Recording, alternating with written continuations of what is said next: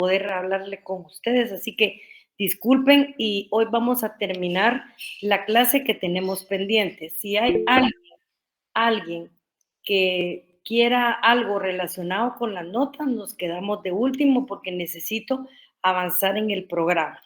Todos los que me hablaron el día martes sobre los problemas que tenían, los resolví todos, a excepción de 2 personas que ya se les indicó que no tenemos cómo rastrear los laboratorios. Es más, creemos que no llegaron, si son tan amables. Gracias, Lick. Sí, Kevin.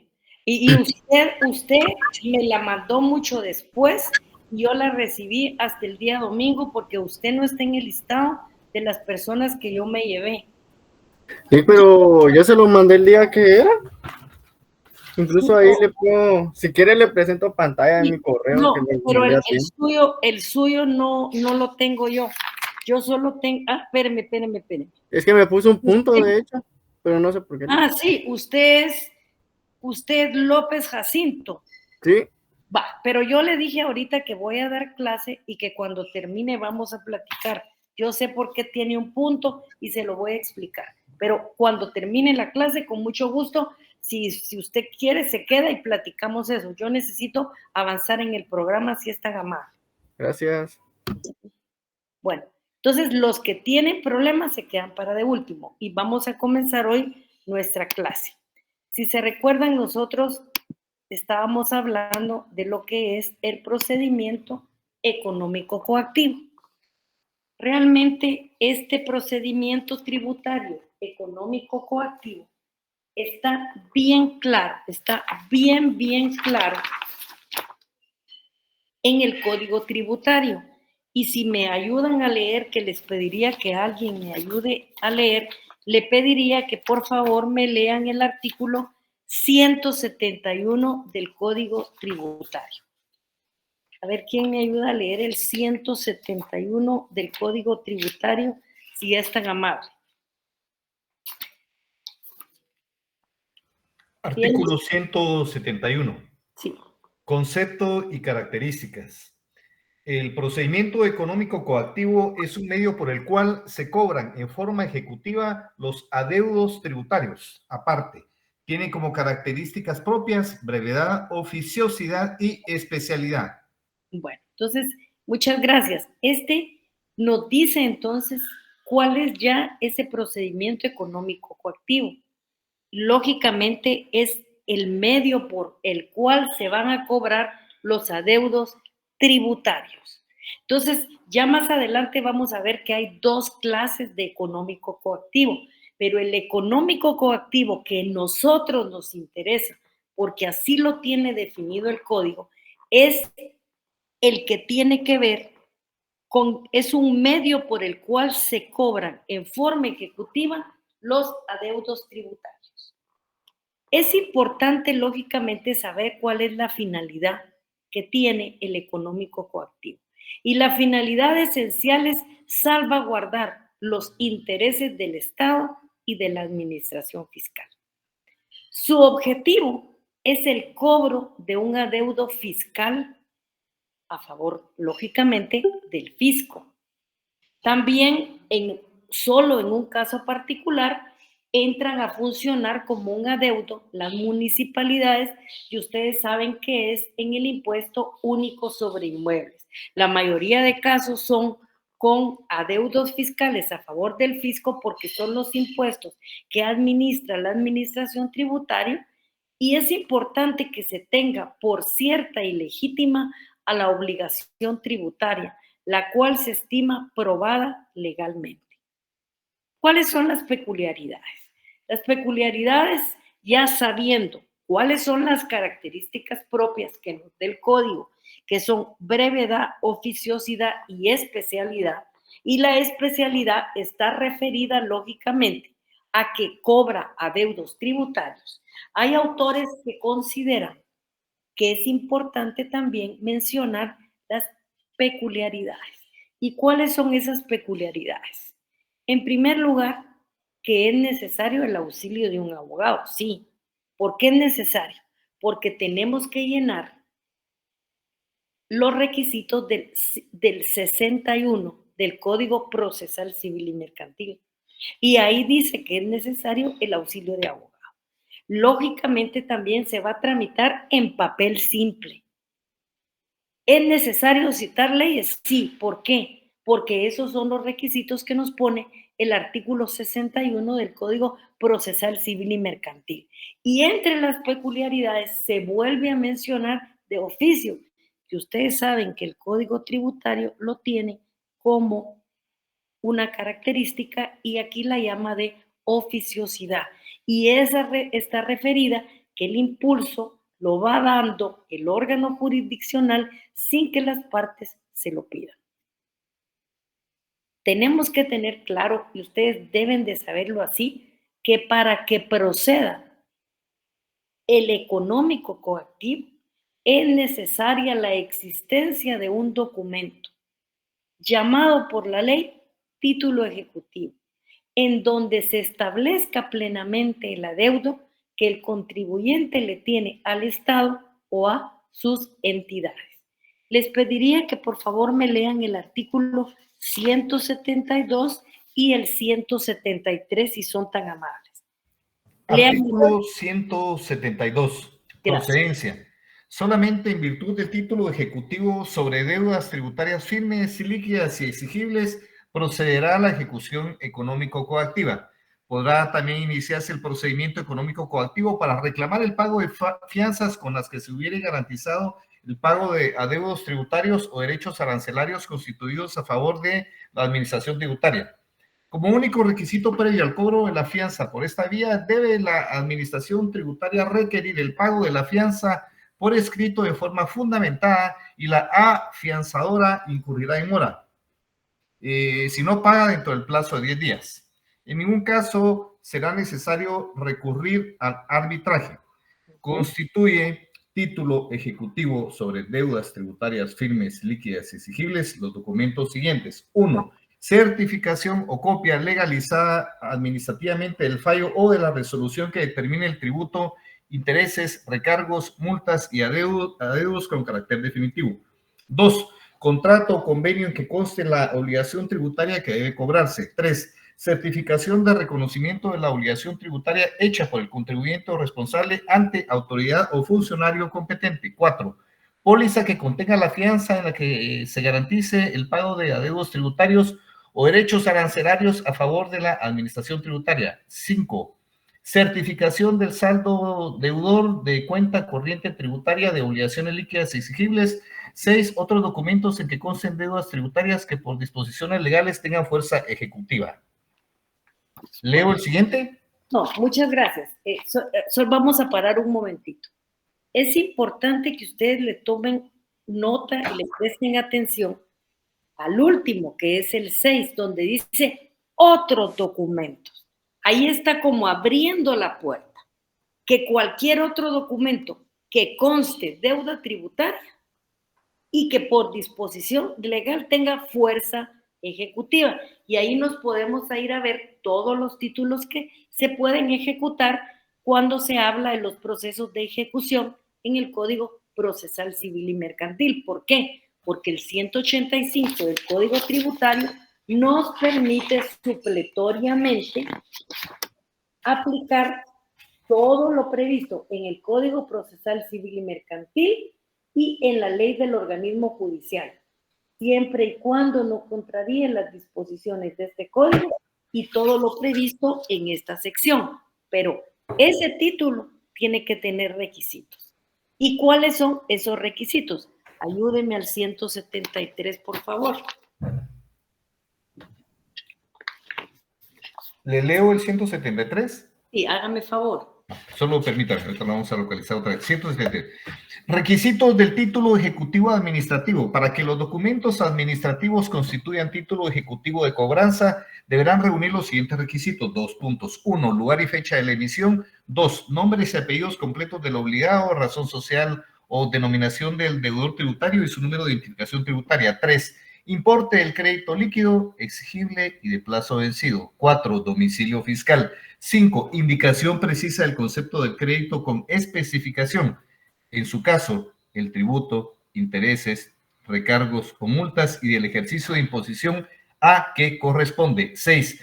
Nombres, apellidos y firma del funcionario que emitió el documento y la indicación del cargo que ejerce, aun cuando sea emitido en la forma que establece el artículo 125 de este código.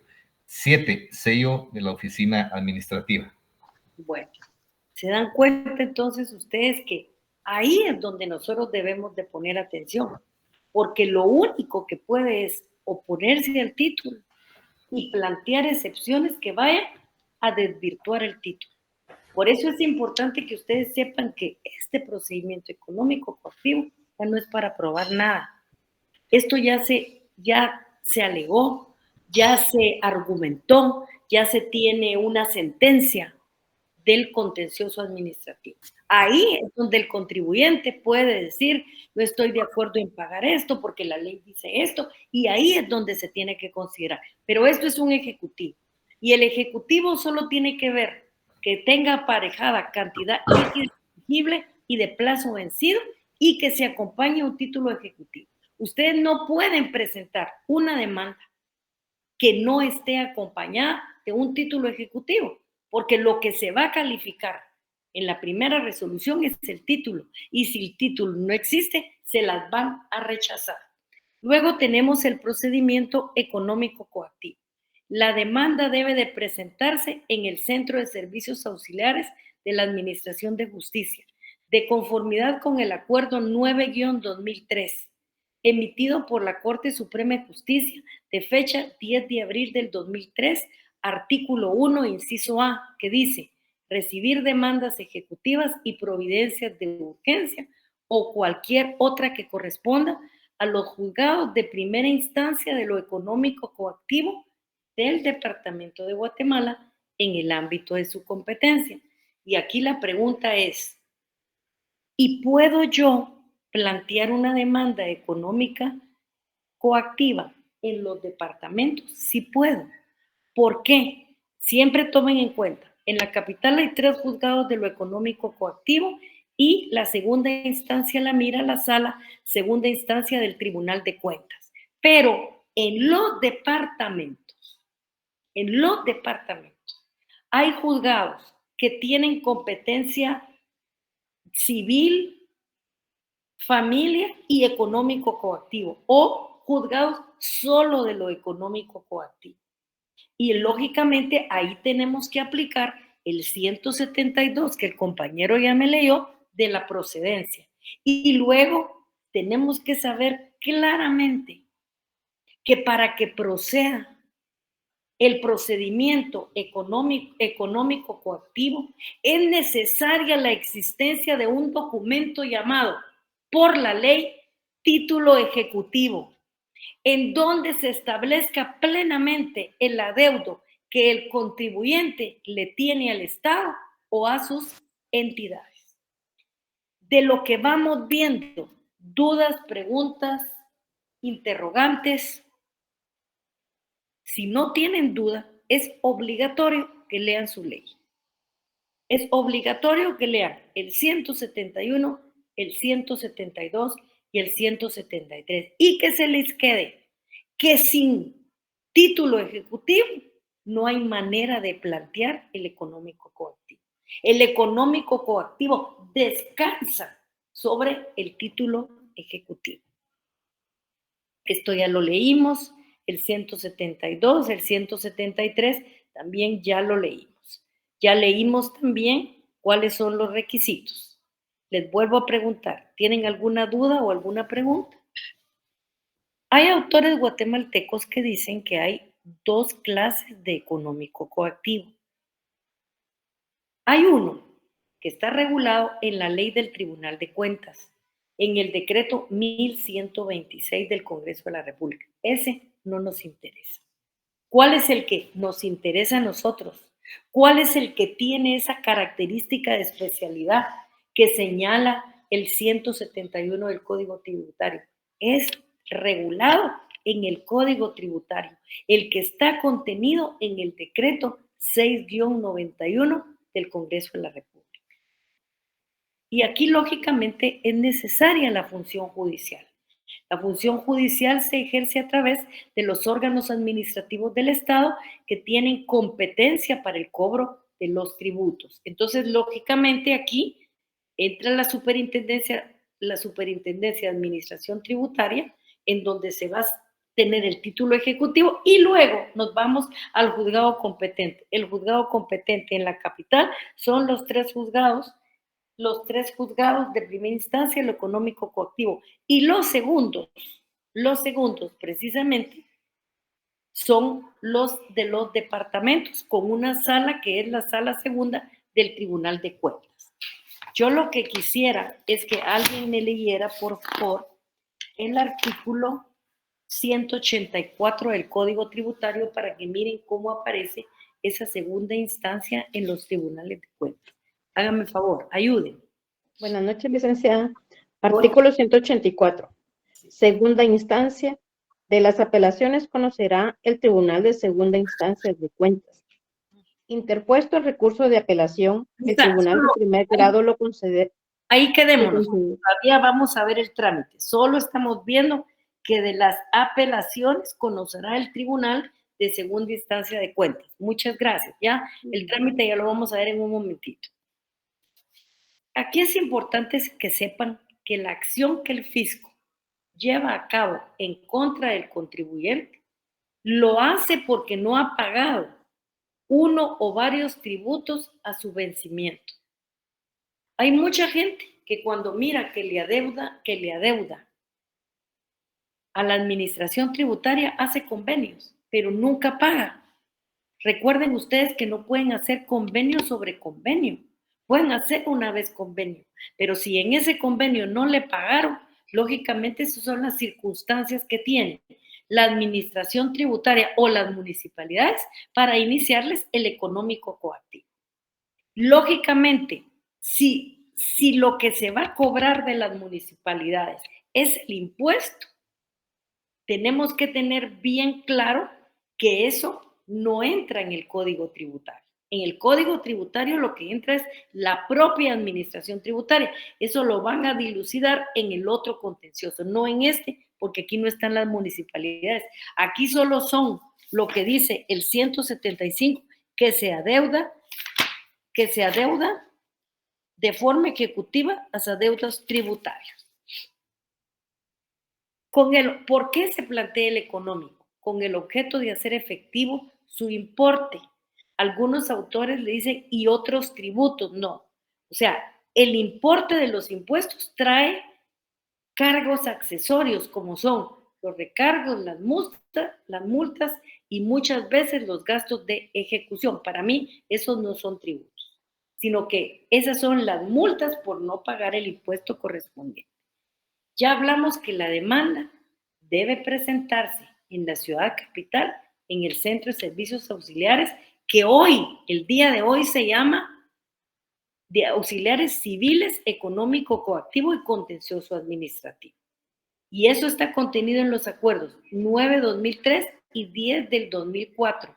El 2004 acuerda que el Centro de Servicios Auxiliares de la Administración de Justicia, ¿dónde está? Está en el primer nivel del edificio donde están los juzgados de primera instancia civiles.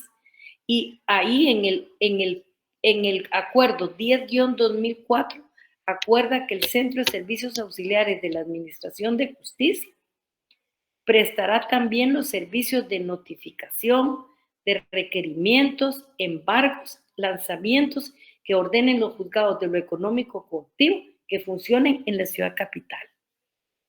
Dudas, preguntas, sin pena, para poder ir caminando adecuadamente. Dudas, preguntas, interrogantes.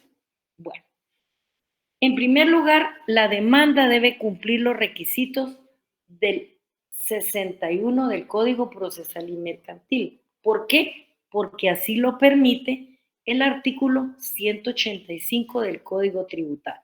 A ver, ¿quién me ayuda a leer el 185 del Código Tributario? Artículo, perdón, artículo 185. Supletoriedad.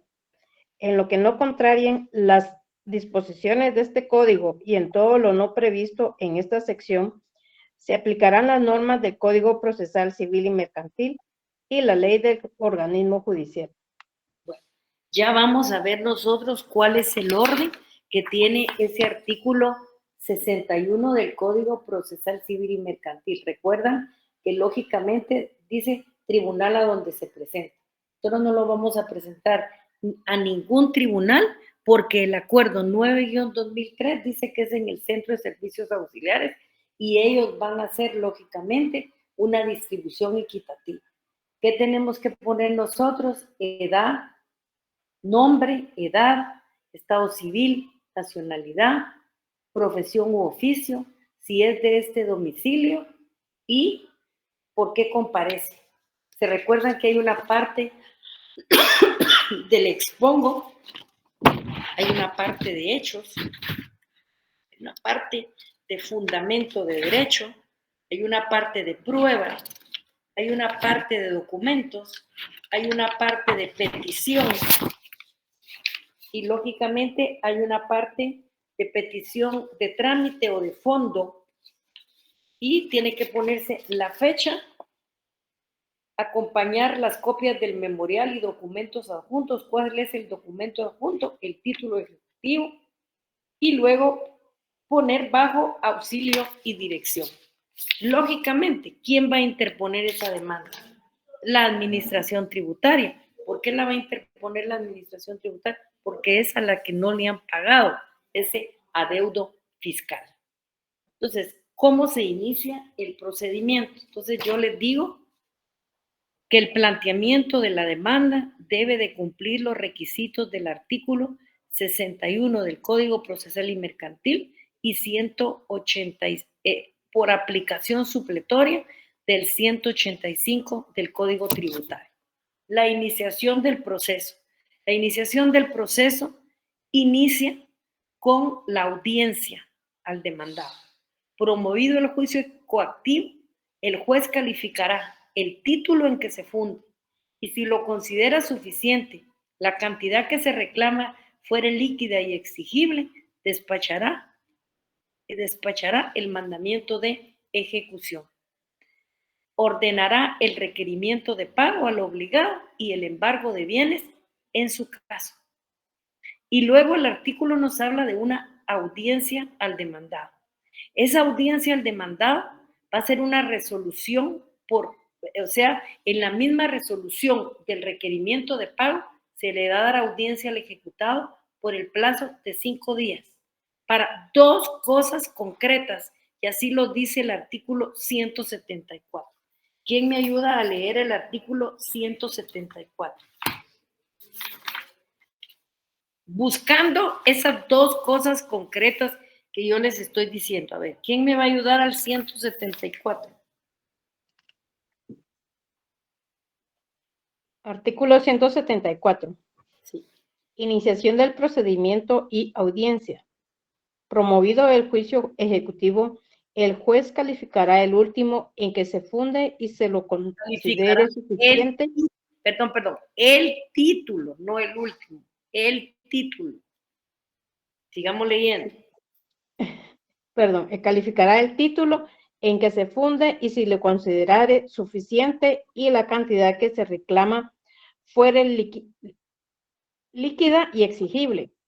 Despachará el mandamiento de ejecución y ordenará el requerimiento de pago al obligado y el embargo de bienes en su caso. Que yo fue lo en que... En la misma resolución. En la misma resolución dará audiencia al ejecutado por el plazo de 5 días hábiles para que se oponga o haga valer sus excepciones. Si se trata de ejecución de sentencia, solo se admitirán las excepciones nacidas con posterioridad a la misma. Ok. Bueno. ¿Tienen alguna duda ahí? Léame el 174A y el B si fuera tan fino. Muy bien. Artículo 174A. Utilización de sistemas o medios de comunicación.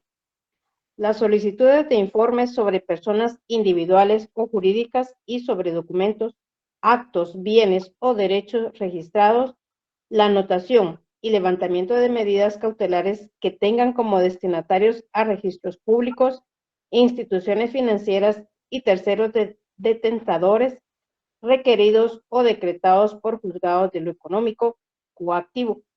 Podrán agilizarse por medio del uso de sistemas y medios de comunicación informáticos, conforme lo establecido en el presente capítulo, cuando estos sistemas existan y estén disponibles. Dice, hay un asterisco y dice adicionado por el artículo 35 del decreto número 20-2006, el 6 de julio de 2006. Artículo 176b. Plazo para resolver. Una vez recibida la demanda económica coactiva, el juez competente deberá resolver dentro de las 48 horas siguientes a la recepción. Si considera procedentes las medidas precautorias solicitadas por la parte demandante y entre las cuales es solicitado el embargo de cuentas de depósitos bancarios, sueldos, créditos, acciones o bien inversiones a nombre del demandado. Deberá proceder a la elaboración del oficio de embargo, liberando el mismo de preferencia por vía electrónica, remitiendo el oficio por internet u otra red de comunicación a la dirección de correo electrónico que para el efecto proporcionen los bancos del sistema o en su defecto por escrito remitiendo los oficios por los medios más expeditos. La entidad bancaria que hubiere recibido el oficio de embargo por la vía electrónica o por escrito en papel procederá de forma inmediata a remitir la respuesta de recepción del oficio y dentro de las 48 horas siguientes a la recepción. También deberá remitir por cualquier vía la confirmación de haber operado o no el respectivo embargo. Bueno, entonces miren pues, aquí gracias compañera, cuando le dan la audiencia al demandado es para dos cosas. ¿Para qué es? A ver, díganme, lean nada más ahí. Es para que se oponga o haga valer sus excepciones. Pero resulta que el demandado ni se opone ni interpone las excepciones. ¿Qué le pasa? Lean el 175. Léame el 175. 175. Incomparecencia del ejecutado. Si el ejecutado no compareciere a deducir o interponer excepciones, el juez dictará sentencia en la que declarará, según proceda, si ha lugar o no a la ejecución y ordenará el remate de bienes o el pago en su caso. Ok, entonces, este es una parte del trámite. Que se le corra la audiencia por 5 días para esas dos situaciones, para que se oponga o haga valer sus excepciones. Pero él dispone que no va a comparecer. Y eso está en el artículo 175. ¿Y qué pasa? Que se debe de dictar sentencia dentro de los 15 días, vencido el plazo para la oposición o vencido el plazo para pedir la prueba. O sea, ya no tiene ninguna opción. ¿Por qué? Porque ahí se relevan todas las partes y se dicte sentencia. Pero eso es una de las partes, pero por el contrario, el demandado se opone a la demanda y plantea excepciones. Esto ya lo pasamos porque es lo que dice la ley. Y plantea excepciones. ¿Cuáles son las opciones que puede interponer? Por favor, léanme el artículo 176. A ver qué dice. Artículo 176. Oposición del ejecutado. Si el ejecutado se opusiere, deberá razonar su oposición y, si fuere necesario, ofrecer la prueba pertinente. Sin estos requisitos, el juez no le dará trámite a la oposición. Si el demandado tuviera excepciones que interponer, deberá deducirlas todas en el escrito de oposición. El juez escuchará por 5 días hábiles a la administración tributaria y, con su contestación o sin ella, mandará recibir las pruebas por el plazo de 10 días hábiles comunes a ambas partes, si lo pidiere alguna de ellas o el juez lo estimare necesario. En ningún caso se otorgará plazo extraordinario de prueba. Bueno, yo creo que ahí hay partes bien importantes que las tenemos que ir subrayando, pero al mismo tiempo está el artículo siguiente que me dice cuáles son las excepciones que yo puedo proponer. No son todas las que quiero. Aquí lo que yo quiero que tengan claro es que lo importante, porque es lo único que se puede deshacer, es la eficacia del título. Entonces, ahí van a ir las excepciones. Ayúdenme, por favor, al 177. Artículo 177. Excepciones en cualquier estado del proceso.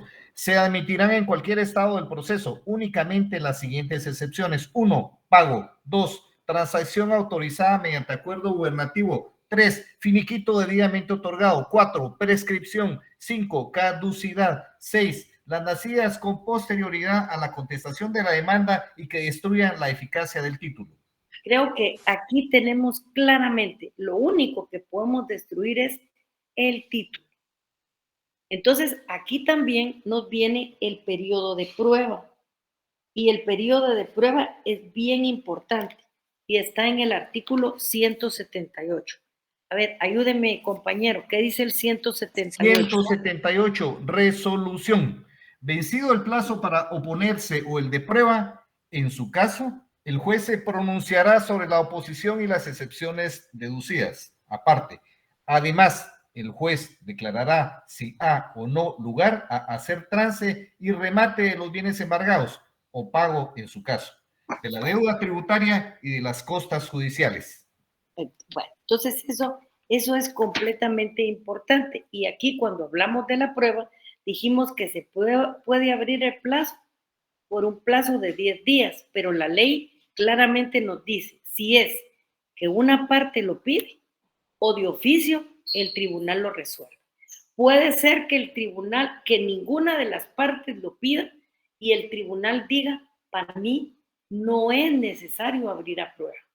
Yo ya tengo los elementos necesarios que me permiten tomar una determinación y yo ya puedo dictar sentencia. Y eso sucedería en este caso. Entonces sí es importante esta situación. No exactamente, no es que sea obligatorio el periodo de prueba. Si el demandado tuviera excepciones que interponer, deberá deducirlas todas en el escrito de oposición. O sea, sí, las puede interponer en cualquier etapa del proceso, pero no puede interponer unas en una parte y otras en otra, sino que escoger cuál es el momento que va a tomar en cuenta para dictar, lógicamente, la sentencia. Dice, el juez oirá por 5 días a la administración tributaria. Con su contestación o sin ella, mandará recibir las pruebas por el plazo de 10 días comunes a ambas partes, si alguien lo pidiere o el juez lo considerara necesario. Y en ningún caso se otorgará plazo extraordinario de prueba. No se les vaya a ocurrir a ustedes cuando son abogados litigantes pedir un plazo extraordinario o cuando sean jueces ante una petición de la administración tributaria, sí decir que van a dar un plazo extraordinario de prueba. ¿Por qué? Porque el mismo artículo dice que en ningún caso, o sea, cerró la puerta de la prueba extraordinaria. En ningún caso puede haber una prueba extraordinaria y eso lo dice el artículo 176. También aquí es muy, muy importante que en muchos casos, cuando se va a trabar embargo, porque llega el ministro ejecutor, la administración tributaria lo copia del registro de la propiedad y mira que Juan Pérez todavía es el dueño del inmueble. Pero el día de mañana hay un trámite en el registro de la propiedad y inscriben una compraventa y se dan cuenta que esa propiedad ya no es de Juan Pérez, sino que ya lo compró Roberto Méndez. Entonces, por eso es que la ley en el artículo 179 da el lugar a las tercerías y costas. Hágame un favor, ¿quién me ayuda a leer del 179 al 182, por favor? Con gusto, licenciada. Muy bien. Artículo 179. Sí. Clases y trámite. Únicamente pueden interponerse tercerías excluyentes de dominio o preferentes de pago las que se tramitarán como incidentes ante el mismo juez que conoce el juicio económico coactivo. Artículo 180. Oportunidad. Las tercerías excluyentes de dominio deberán interponerse antes de que se otorgue la escritura traslativa de dominio y las preferentes de pago antes de haberse efectuado este. Artículo 181. Suspensión del trámite. Interpuesta una tercería excluyente de dominio, se suspenderá el procedimiento hasta que se decida la tercería. Está en la otra página. Artículo 182. Costas. Las costas declaradas a favor de la administración tributaria tomarán parte de sus ingresos privativos para cubrir costos y gastos incurridos. Gracias. Ustedes se dan cuenta que el 181 dice que la tercería excluyente suspende el procedimiento hasta que resuelva la tercería. ¿Por qué? Porque si se debe de probar, lógicamente, que la compra ha sido de buena fe y en los términos adecuados. Porque, lógicamente, si se vendió cuando la persona ya tenía conocimiento de que la Superintendencia de Administración Tributaria le estaba iniciando un procedimiento, lo que va a suceder aquí, ¿qué va a ser? Lógicamente, que ahí hay un alzamiento de bienes y tienen que iniciar un proceso penal, pues, porque esa venta se hizo solamente para burlar al fisco. Por eso es que se suspende el trámite para que investiguen, lógicamente, las tercerías. Y ustedes saben que las tercerías se tramitan como incidentes de conformidad con la ley del organismo judicial. Recursos. Es bien importante que tengamos claro esta situación. Las excepciones pueden plantearse en cualquier estado del proceso. ¿Cuáles son las excepciones? Pago, transacción autorizada mediante acuerdo gubernativo, finiquito debidamente otorgado, prescripción, caducidad, las nacidas con posterioridad a la contestación de la demanda y que destruyen la eficacia del título. Y esto está contenido en el artículo 177 del Código Tributario. Resolución.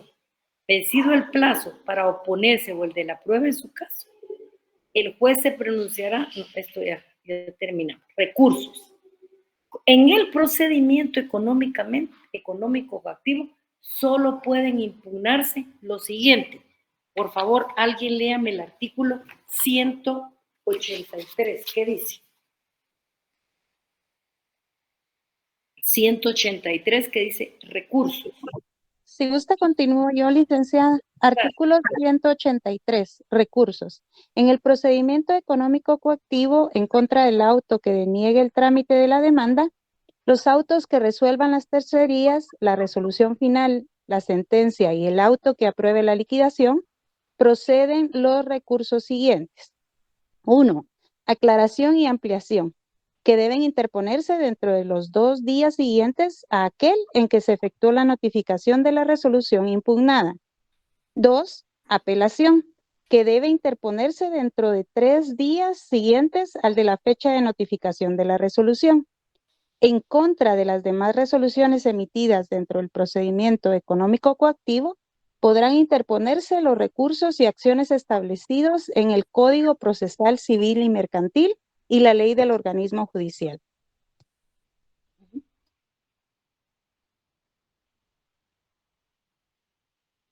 Entonces se dan cuenta ustedes, lógicamente que es importante que sepan que ya el trámite de los recursos está en el Código Procesal Civil y Mercantil. Entonces aquí solo se puede interponer aclaración, ampliación y apelación. Entonces, por eso es que en el económico coactivo no puede aparecer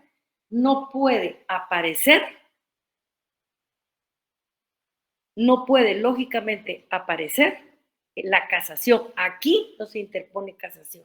¿Por qué? Porque aquí, si ustedes se dan cuenta, conoce el juzgado de primera instancia lo económico coactivo y la apelación la conoce el Tribunal de Cuentas. Entonces, sí es importante que ustedes tengan claridad en este artículo 183. Nosotros ya vimos el 184.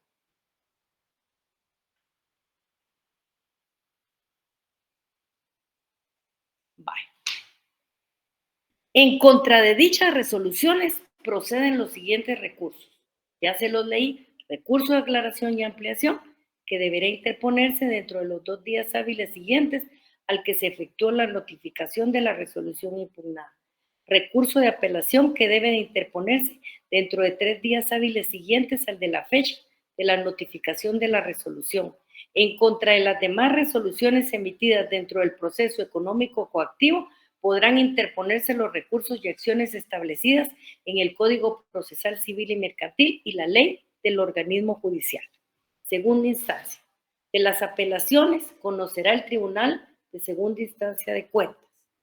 Interpuesto el recurso de apelación, el Tribunal de Primer Grado lo concederá. Si fuera procedente, elevará los autos al Tribunal Superior, el que señalará día y hora para la vista, dentro del plazo que no exceda de 5 días, pasado el cual resolverá dentro de los 10 días hábiles siguientes, bajo pena de responsabilidad. Artículo 184 del Código Tributario. ¿Dudas, preguntas, comentarios? ¿Dudas, preguntas? ¿Algo que no les quedó claro? Yo mañana les mando la demanda para que ya la tengan ahí y la podamos discutir junto con las dudas que tengan el día jueves. Sí, alguien me levantó la mano ahí, disculpe. Licenciada, buenas noches, le saluda Stani Castañeda. Sí, ¿cómo no? Gusto saludarla. Licenciada, fíjese que yo había solicitado lo que es la revisión de examen. Hágame un favorcito. Ajá. Yo dije cuando comenzó la clase que iba a terminar ahorita, y cuando después de la clase, con muchísimo gusto, vemos las situaciones de ustedes. Todas las que me pidieron están arregladas y están sumadas las notas.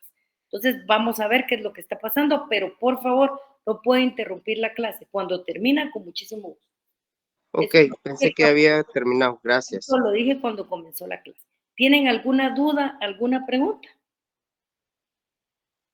Si no es así, entonces háganme un favor, nos quedamos hasta aquí y yo les pediría que los que tienen algo que ver con las notas de los exámenes se queden ahorita en adelante si son tan amables. Salgan los que no tienen ningún inconveniente, por favor. Gracias, licenciada. Buenas noches. Buenas noches, gusto en saludarlo. Buenas noches, Lick. Buenas noches, Lick. Buenas noches. Stanley Castañeda, a usted yo no lo tengo anotado que el día que vimos esto hubiera estado en la clase y